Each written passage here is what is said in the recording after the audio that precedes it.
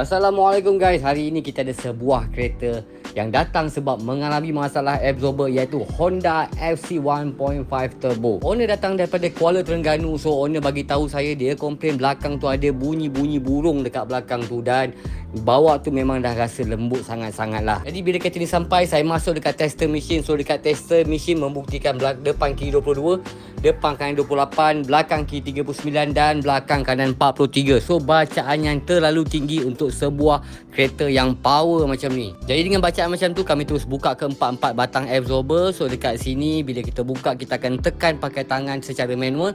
Nak tengok bacaan macam tu, kelembutan dia macam mana. So dekat sini you guys boleh nampak, tekan pun senang. Memang terlalu senang sebab absorber dah lembut guys. Jadi kami ambil sedikit masa untuk kita customkan kepada 40% stiffer. So sebenarnya untuk Honda FC ni kita ada ready stock yang dah siap. Jadi proses tak lama, dalam 2 hingga 3 jam insyaAllah boleh settle kereta ni. So dekat sini saya tunjukkan absorber ready stock kami dah siap. So bila sebelum kita pasang, kita akan tekan secara manual.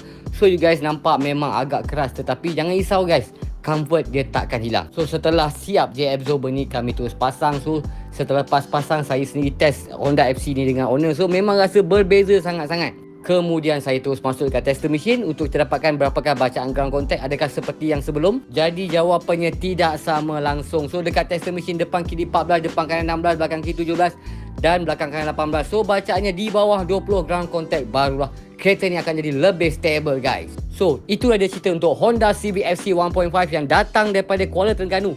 Kami location dekat Ampang, KL guys. Daripada Terengganu datang ke Ampang untuk settlekan masalah absorber. So, kepada you guys kat luar sana yang nak tahu lebih details, lebih lanjut macam mana nak booking slot, so ambil masa berapa lama, you guys boleh masuk dekat link bio saya. InsyaAllah saya akan explain details dan kita boleh make appointment dekat situ. Jadi insyaAllah kita akan jumpa lagi dalam video seterusnya. Yang paling penting guys, kekalkan original absorber. So insyaAllah jumpa lagi. Bye bye. Assalamualaikum.